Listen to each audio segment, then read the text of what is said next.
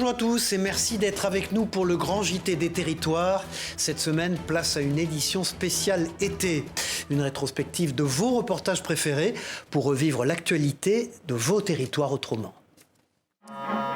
C'est quand même impressionnant. C'est un IRM factice pour les enfants, un véritable test immersif. Grâce à l'association des Blouses Roses, le centre hospitalier du Mans se dote d'un simulateur ludique. Le but, préparer les plus jeunes patients à un examen exigeant. Ça concerne 245 enfants en 2024. On sait pertinemment que ça peut être compliqué parce que c'est un examen qui dure longtemps, qui fait du bruit et avec un environnement inconnu et une sensation d'enfermement. Donc c'est toujours assez complexe. Donc la préparation en amont est forcément indispensable. Un simulateur qui enregistre tous les mouvements et l'affiche à l'issue de chaque session. Ça consiste en fait à montrer aux enfants à rester immobiles pendant une vraie IRM. Et donc là, d'une façon plus ludique, ils sont filmés pendant les essais et après ils voient leurs gestes. Le jeune dispose de 3 sessions tests. Utilisé dans plus de 30 hôpitaux à travers le monde, le simulateur permet d'éviter la sédation ou l'anesthésie dans 80% des cas. Concrètement, on va le faire venir 45 minutes avant son heure de rendez-vous pour qu'il puisse faire son entrée administrative auprès de l'accueil de l'hôpital et ensuite être accueilli en imagerie et pris en charge par les Blouses Roses. Comme ça, on a normalement une vingtaine de minutes sous l'équipement d'IRM en jeu par les Blouses Roses et ensuite on passe sur la grande IRM. Le coût total de l'opération est de 25 000 €, financé par les Blouses Roses, soutenu par le mécénat. Il est encore possible de financer le projet sur le site Hello Asso. Se préparer à la naissance de son enfant n'est jamais facile pour les mamans, mais c'est aussi le cas pour les papas. Souvent un peu négligés, les pères ont également un rôle très important dans ce joyeux moment. Alors regardez dans la Loire comment un centre hospitalier organise des cercles de parole pour accompagner les futurs pères. Notre partenaire TL7 a pu se glisser au milieu d'eux lors d'une séance.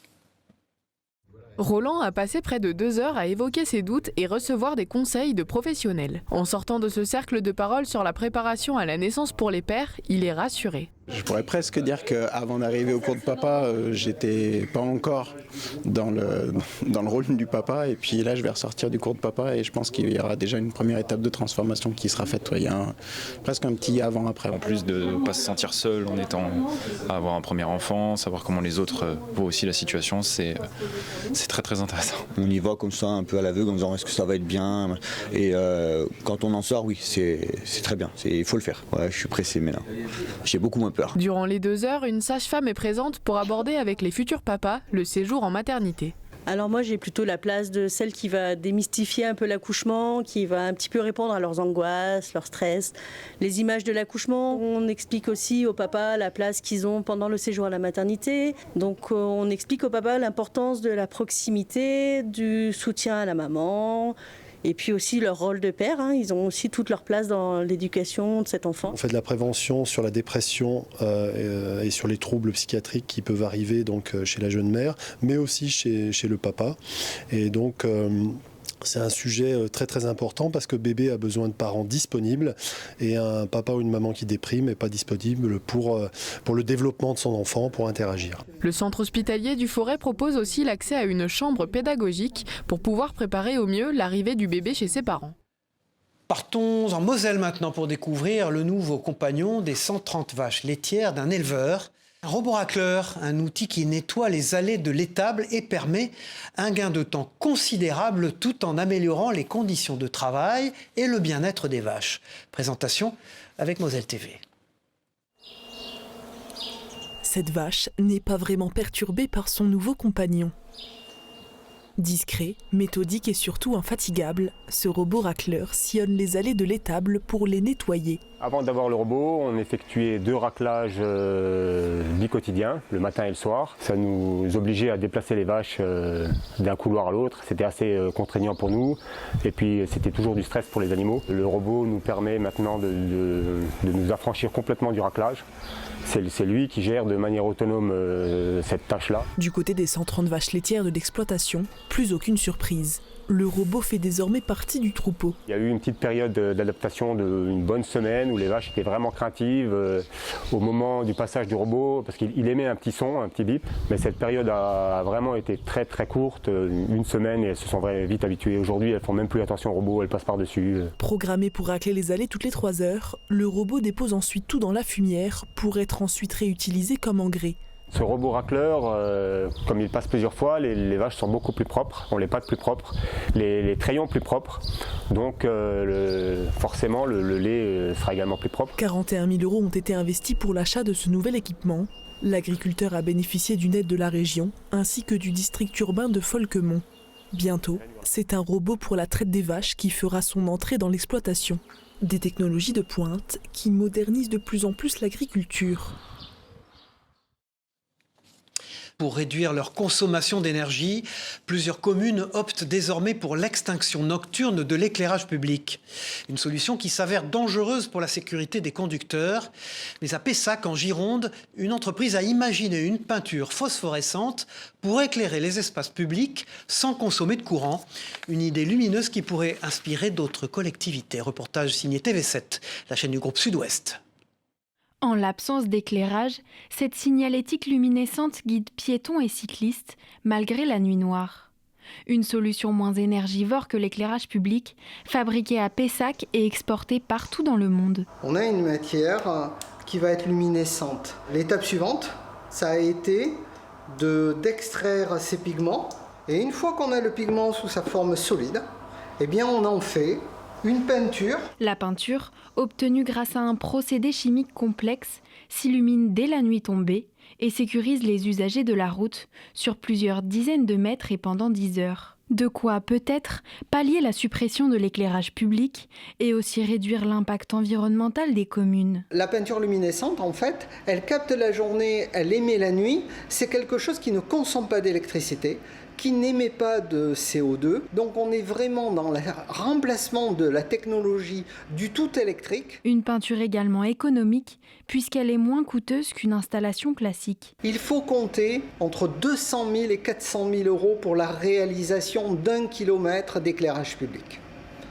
Lorsqu'on déploie une technologie comme Luminochrome, de marquage luminescent, ça va être un coût à peu près pour la collectivité de 10 000 € au kilomètre. D'autres solutions existent, à l'image de la technologie Flowell, imaginée par l'entreprise Cola, qui prend la forme de LED intégré au sol. L'efficacité d'un dispositif comme Luminochrome reste encore à prouver, notamment en fonction du vieillissement et de l'encrassement de la peinture. Le saviez-vous, même vos animaux de compagnie peuvent donner leur sang. Cela existe pour les chiens et les chats. Comme pour les humains, plusieurs conditions sont obligatoires. Regardez ces explications avec ce vétérinaire au micro de notre partenaire, La Dépêche du Midi. Le prélèvement lui-même, il va durer 10 minutes à peu près. En tout, c'est 1 heure, 1 heure et demie, 2 heures. Le temps qu'on fasse l'examen clinique, les examens complémentaires, la tranquillisation, qui récupère la tranquillisation. Chien ou chat, on va avoir d'abord l'âge, entre 1 et 8 ans. On ne peut pas d'animaux trop jeunes et pas non plus d'animaux trop âgés. Après, alors il y a une question de poids. Chez le chat, ça va être plus de 4 kg et chez le chien, plus de 20 kg. Et puis ensuite, être en bonne santé, pas avoir de soucis autres. On disait qu'elles pouvaient se fixer dans les cheveux. En réalité, ça n'est pas vrai. Elles font souvent très peur. Pourtant, c'est une espèce essentielle pour la biodiversité. Les chauves-souris sont menacées. Et pour les protéger, une initiative est née. La ville de Saint-Dizier a décidé d'agir en faisant le choix de fabriquer et d'instaurer une tour à chiroptère. Une initiative essentielle pour la protection de ce mammifère. Regardez ce reportage de Paul de Watine, de notre partenaire Puissance Télévisions. Elles sont souvent craintes, mais les chauves-souris sont une espèce menacée. Lors des 20 dernières années, la population nationale a baissé de 30%. Mais en Champagne-Ardenne, certaines espèces sont en légère augmentation. On explique la baisse des populations de chauves-souris à l'échelle nationale et même européenne par divers facteurs. Le premier, ça va être la régression des habitats. Alors aussi bien des habitats de chasse, notamment la régression des prairies, de pâturés, la disparition des haies, etc. Mais également en termes de sylviculture, la disparition de gros arbres gîtes et puis d'autres facteurs liés encore une fois malheureusement à l'agriculture, mais c'est lié suite à la Seconde Guerre mondiale, l'utilisation un peu intensive de produits phytosanitaires et notamment d'insecticides. La disparition des chauves-souris a un impact important sur la biodiversité, notamment sur les insectes. Clairement, les chauves-souris sont des auxiliaires de culture, ce sont des réels alliés en termes de lutte biologique, etc. Certaines espèces vont être spécialisées dans la prédation de certains insectes, on parle notamment des moustiques, la problématique du moustique tigre. Les chauves-souris sont les seuls mammifères volants sur Terre, mais elles ont souvent mauvaise réputation et sont sujettes à des rumeurs. Elles ont mauvaise presse parce que c'est des animaux méconnus qui ont des petits cris un petit peu stridents, qui ont des petites dents pointues bien blanches, bien visibles, qui sont plutôt de pelage assez sombre, alors qu'en réalité c'est tout à fait le contraire, c'est des animaux merveilleux à étudier, c'est pour ça qu'on les appelle les demoiselles de la nuit. Et le simple fait de détruire une colonie, ce qui est strictement interdit par la loi, même quelques individus, il va falloir des décennies et des décennies avant qu'une nouvelle colonie puisse se réinstaller et retrouver l'effectif qu'elles avaient initialement. Pour les protéger, la ville de Saint-Dizier a installé en novembre 2024 une tour à chiroptères. Cet aménagement permettra à ces mammifères d'avoir un habitat en milieu urbain, ce qui se fait de plus en plus rare. On a déjà quelques nichoirs, quelques gîtes à chiroptères d'installer sur la ville. Elles viennent par en dessous et aussi il y a 2 petits trous sur les côtés en haut où ça fait en fait un comble où les chauves-souris peuvent venir s'abriter aussi. Pour la Ligue de protection des oiseaux, la préservation des chauves-souris est un enjeu majeur de biodiversité. L'association rappelle d'ailleurs que si une colonie de chauves-souris loge dans une cave ou des combles, il faut contacter l'organisation et ne surtout pas les expulser soi-même. Dans ce journal, partons pour les Bouches-du-Rhône à Saint-Chamas, où l'association 8 Vies pour la planète a plongé dans l'étang de Berre pour y planter des austères marines. Cette action écologique intervient pour recréer un écosystème dans ce bassin qui a été détruit par plusieurs crises climatiques. L'année dernière, 400 000 graines ont été plantées. On écoute Damien Bonnet, membre de l'association 8 Vies pour la planète, au micro de notre partenaire La Provence. Nous, ce qu'on veut, c'est vraiment accélérer la réintroduction des graines qui se faisaient très très mal naturellement. Autant les austères naines, elles sont arrivées à revenir. Alors c'est sûrement des oiseaux qui mangent des graines et qui vont les semer. Les austères marines, on n'a jamais vu de départ spontané et on s'est aperçu qu'en le faisant à la main, ça marchait. Donc si on arrive à faire gagner 10 ans, 20 ans ou 50 ans sur la réintroduction des herbiers, voilà, c'est ça de gagner, quoi. Le caviar. La France fait partie des 3 plus gros producteurs au monde de ce produit d'exception et ne compte seulement que 9 éleveurs dans le pays. Dans l'Hérault, la maison Castillonne élève 750 esturgeons avec comme mot d'ordre le bien-être animal. Reportage de Via Occitanie. Voici la Sipenser baeri, plus connue sous la dénomination d'esturgeon de Sibérie. Un or noir frétillant dont les femelles sont capables de produire 10% de leur poids total en caviar. Celui-ci fait, je pense, une petite dizaine de kilos. Donc poisson préhistorique, 280 millions d'années. Il n'a pas d'écailles, comme on voit, et cartilagineux. Un poisson relâché dans l'un des 5 bassins de la pisciculture du Verdus, autrefois consacré à l'élevage de la truite. Depuis 7 ans, Léo Carpentier et ses 2 associés se sont lancés dans l'aventure de la production de caviar avec un procédé novateur. Notre technique est un peu particulière parce qu'on fait du caviar sans tuer le poisson, par biopsie ovarienne. Donc on va ouvrir le poisson, récupérer les œufs. En fait, c'est des poissons qui normalement hibernent en Sibérie. Donc nous, on va reproduire cette hibernation mais de façon artificielle grâce à un bain de glace. Et une fois que cette catalepsie est réalisée, on va pouvoir comme ça les sortir de l'eau, les opérer et les remettre dans l'eau par la suite. C'est une opération qui peut durer de 1 demi-heure à 2 heures en fonction du spécimen. Une technique élaborée en 2016 par François René, spécialiste de la reproduction aquacole. Ainsi, chaque année, sur les 750 esturgeons pucés et prénommés que compte cette petite ferme de Saint-Guilhem-le-Désert, 150 sont prélevés de leurs œufs selon une rotation précisément définie, avant que le caviar ne soit affiné de 3 à 6 mois. On a des poissons qui font parfois qui ont jusqu'à 18 ans, voire 20 ans. Le taux de gras en fait, dans les œufs va être plus important. Ces notes aromatiques umami, noisette, On parle de sous-bois. Ça va apporter des saveurs un peu plus intenses, un peu plus fortes. Arômes et saveurs d'un produit de luxe dont la dégustation à même la main aiguise la curiosité, voire l'appétit des visiteurs. Je ne suis pas un spécialiste du caviar, mais j'ai trouvé ça très bon. Il y en a un qui est plus croquant que l'autre, mais il y a de la longueur. Mais je pense que ça mériterait de goûter avec autre chose ou du pain. Dans le palais croustillante, mais elle a un côté comme un bubble, vous savez, chez les jeunes, qui s'écrase et qui est coulant. Après, c'est plutôt pas mal. Avec une production annuelle de 100 kg, dont 80% sont destinés à sa clientèle régionale, le seul producteur de caviar en Occitanie veut préserver la taille humaine de son exploitation et la sérénité qu'inspire le balai de ses poissons aux visiteurs. Véritable emblème de la gastronomie bretonne, le kouign-amann est une spécialité à base de pâte feuilletée, de beurre et de sucre caramélisé. Originaire du Finistère, c'est pourtant un boulanger d'Ille-et-Vilaine qui a reçu cette année le titre de meilleur kouign-amann de Bretagne. Partons tout de suite découvrir les secrets de fabrication avec ce reportage de TV Rennes. Et n'oubliez pas vos couverts et votre assiette. Voici le meilleur kouign-amann de Bretagne. Non déplaise aux Finistériens, il a été conçu ici à Béton par Frédéric Lecam. Et pour ce faire, c'est tous les employés de la boulangerie qui ont mis la main à la pâte. Chacun me donnait sa version. Alors il y en a, c'était pas assez cuit, trop salé, trop de caramel. Donc à chaque fois, j'essayais de modifier les critères pour que ce soit unanime à la fin. Au bout d'un moment, ils m'ont dit, là, celui-là, il est bien, il est abouti. Alors je sais pas si c'était du lard ou du cochon, parce qu'ils en avaient tellement marre de manger du kouign-amann que peut-être qu'à la fin, ils m'ont dit, oui, celui-là, il est bon. Pour finir, je suis parti sur la recette qu'on avait déterminée. Cette année, c'est vous le meilleur, quoi. C'est moi le meilleur. Je prends. Pour ce costard-mauricain, c'est la consécration après 4 tentatives, dont la première, il y a plus de 20 ans. C'est vraiment un prix qui me plaît parce que j'aime bien le kouign-amann, je suis breton pur beurre, on va dire. Dans nos professions, aujourd'hui, il faut toujours aller plus vite. Donc gagner un produit traditionnel, je trouve que c'est super. Et quand on lui demande le secret, que ce soit croustillant autour et puis bien moelleux à l'intérieur. Et qu'il y ait un bon goût de caramel.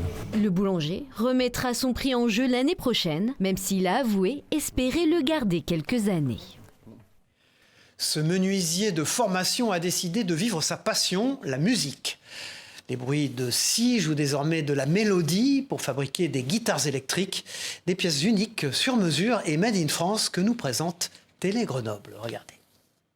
Les panneaux extérieurs n'indiquent encore qu'une simple menuiserie, mais à l'intérieur, les bruits de scie forment maintenant une mélodie. Les premières notes stridentes qui mèneront à des concerts de rock et de pop. Florian Milin abandonne les meubles pour se lancer dans la fabrication de guitares électriques avec Altis Guitare. L'idée a germé l'an dernier, suite à une année quand même assez difficile, beaucoup de travail, beaucoup de stress et besoin de faire quelque chose qui me passionne, voilà, simplement. Le luthier a adapté son atelier situé à Montbonneau pour être capable de fabriquer ses guitares artisanales de A à Z. Une maîtrise obtenue grâce à 20 ans d'expérimentation amatrice avant que Florian ne se professionnalise pour proposer des pièces uniques. Sur le site internet, tu as un configurateur où tu vas choisir le bois du manche, le bois de la touche, le bois de la table, le bois du corps, la couleur de ce qu'on appelle le pickguard, la couleur de l'accastillage, le choix des micros. Mais tu peux aussi très bien venir et me dire le manche, j'aimerais bien qu'il soit un peu plus épais, un peu plus large, on est capable de le faire. Si tu as envie de partir sur une forme de guitare qui n'existe pas, il n'y a pas de souci. Des guitares qui reconnectent à sa personnalité, mais aussi au territoire. L'amour du local est une corde sensible de Florian. Presque tous ses matériaux sont estampillés Made in France. Les micros sont fabriqués à Beldon et les accastillages viennent de Gières. Le bois, dont le type et la qualité peut tout changer à la sonorité de la guitare, est quant à lui scié dans le Jura. Donc ici, on va avoir une table en érable échauffée. Alors je te montre. On part d'une planche comme ça, qui est entière. On vient la scier en deux, hop, et ça nous fait une belle symétrie comme ça. Et en fait, ces traits noirs qu'on voit, c'est un petit champignon qui est venu le grignoter et qui a dessiné des choses. Pour obtenir la guitare de ses rêves, il faut compter environ 2500 € et 2 mois d'attente. Une pièce de musée aux douces notes personnelles et montagnardes, seule la patience et l'investissement peuvent y accéder. Quand Nicolas Stoufflet et son équipe se déplacent de ville en ville, l'engouement est toujours au rendez-vous pour le jeu des 1000 €. Plus ancienne émission de radio de France, les spectateurs répondent toujours présents pour tenter de remporter le Super Banco. Regardez cette immersion lors d'une étape dans l'Aube avec Canal 32 sur place. Chers amis, bonjour! C'est le jeu iconique de la radio en France. Quand Nicolas Toufflet et son équipe se déplacent pour un enregistrement, le public répond présent. Plus de 200 personnes se sont massées dans la salle des fêtes d'Herville-le-Châtel pour l'émission de France Inter. Il y a un attachement à cette émission. C'est pas une émission de radio comme les autres. C'est un petit spectacle. On l'écoute souvent d'une génération à l'autre et on a envie de voir comment ça se passe et peut-être participer. Donc il y a vraiment un lien qui est créé entre les auditrices, les auditeurs de différentes générations et nous. On se rencontre. C'est pas une émission de studio, c'est une émission en public. Ça arrive parmi... Bien sûr, le métallophone emblématique est de la partie. L'autre nom, disons, du Rio Grande. Le jeu des 1000 € est organisé pour les communes, par les communes. Ça fait connaître la commune, son patrimoine. Je suppose que les personnes doivent faire un petit tour dans Herby avant de venir à l'émission. Quel égyptologue français a étudié la pierre de Rosette? En 2h30, les 5 émissions de la semaine sont enregistrées. Les candidats participants ont été sélectionnés directement dans le public, quelques minutes avant l'enregistrement. Moi, j'écoute le jeu des 1000 € depuis 30 ans. Et puis, il y a une complicité avec mon fils. On on parle beaucoup du jeu des 1000 € et je suis très émue d'être là. Je suis fan du jeu, je l'écoute tous les jours. Mais ça fait partie de l'environnement familial. Question blanche, bleu, rouge, banco, super banco. La rythmique est bien rodée. Malgré les codes historiques, le jeu séduit toujours. L'audience ne cesse d'ailleurs de progresser. Le jeu des 1000 € revendique aujourd'hui 1 800 000 auditeurs. Il est l'un des meilleurs joueurs du monde de tennis. Il est 22e mondial et pourtant, vous ne le connaissez pas. À 85 ans, Roger enchaîne les titres dans la catégorie senior et prouve que l'âge ne doit pas être un frein. TBO et TB Sud, les chaînes du Télégramme, ont rencontré ce champion tout à fait hors norme. Regardez. Ça, c'est le championnat du monde. Alors voilà, championnat de France. Des médailles, Roger ne sait plus quoi en faire. L'octogénaire a pourtant commencé tard le tennis. J'ai commencé à 53 ans. Je suis Roger Nicolas, 22e mondial en plus de 85 ans. Quand je suis arrivé à Crozon, j'ai battu des gens qui ont dit qu'ils allaient arrêter le tennis. Il y en a 2 ou 3 qui ont arrêté le tennis, dégoûtés. Ils se demandaient comment c'était possible à 85 ans de courir comme ça. Et c'est difficile parce qu'il n'y a pas de vétérans ici, quoi. Je suis le seul vétéran. Il y a des vétérans, mais ils ne veulent pas jouer, quoi. Ils ne veulent pas parce qu'ils ont peur de... Ils ne veulent pas... Ils savent qu'ils ne gagneront pas, quoi. Malgré ses 85 ans, Roger s'entraîne 3 fois par semaine, une rigueur lui permettant de jouer au plus haut niveau. J'étais dans l'équipe de France des 80, mais pas 85 puisqu'il n'y en a pas. Je me bats pour ça, mais ils ne veulent pas. Ils ne veulent pas faire de 85, alors qu'on est assez nombreux, puisqu'il y a des pays comme l'Australie, les États-Unis, même les Japonais qui jouent au tennis, qui ont des catégories 85 et 90. Sa raquette, le secret de sa longévité selon Roger. Si je ne faisais pas de tennis, je serais déjà mort, quoi. J'aimerais bien mourir sur un terrain de tennis. C'est super, plutôt que de mourir dans un lit. C'est une magnifique histoire que je vous présente maintenant. À seulement 16 ans, Lucas est pilote de montgolfière. Il est d'ailleurs le plus jeune pilote de France. Et pour son premier vol en autonomie, notre partenaire La Dépêche du Midi a pu monter à bord avec lui. Il nous explique sa passion transmise par son père. Regardez. On a la température, on est à peu près à 15 degrés. On regarde du coup le poids qu'on peut porter, 346 kg. Mon père est pilote et mon voisin aussi. Et du coup, je suis presque né dedans. Et du coup, ça m'a donné envie d'être le plus jeune pilote de France. On est en train de faire un vol en montgolfière avec mon père à côté, du coup, en montgolfière aussi. Et voilà, c'est mon premier vol en tant que pilote. Ouais, je suis content du premier vol, ouais. Puis c'est un beau paysage, beau vol, beau terrain. Avec le père, du coup, c'était bien. Le prochain, pour quand ? Je sais pas encore, on verra avec la météo. Voilà, on peut les voir aussi en montgolfière, si vous avez vu le sujet précédent. La France regorge de très beaux paysages partout dans nos régions. La Fédération française de randonnée a donc décidé d'organiser des séjours itinérants pour ses licenciés afin d'explorer les paysages cachés et savourer le terroir local. TL7 nous propose donc une immersion dans la Loire, cette fois-ci. Regardez. Entre Mont-du-Forêt et Gorges de la Loire, une aventure rassemble les passionnés de nature et de grands espaces.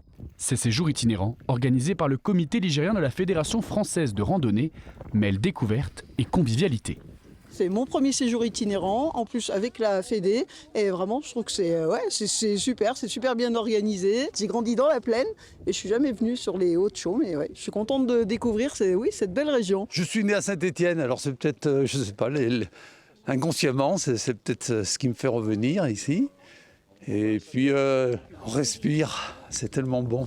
Pendant 5 jours, les participants sillonnent les sentiers balisés du département, d'un gîte à l'autre, avec des pauses gourmandes et culturelles. Depuis 2020, le comité fait carton plein sur ces 5 séjours entre Hauts-de-Chaume, Pilat, Gorges de la Loire, Mont-de-la-Madeleine et Montagne du Matin. On essaye de faire des cheminements intéressant pour que les gens puissent découvrir. Donc c'est pour ça que de temps en temps, on a des transferts en véhicule, parce qu'il y a des parties, bon, c'est du chemin, mais il n'y a pas de point remarquable. Coût du séjour, 460 €, transfert, gîte, couvert et accompagnement compris. Seule condition, avoir sa licence au sein de la Fédération française de randonnée, 5 jours de marche, de découverte et de partage. Des séjours qui prouvent que la Loire a plus d'un sentier à offrir, pour les amateurs de nature comme pour les curieux de terroir. Voilà, c'était le grand JT des territoires de l'été. Merci de nous avoir suivis. On se retrouve très vite pour une nouvelle édition. Au revoir à tous.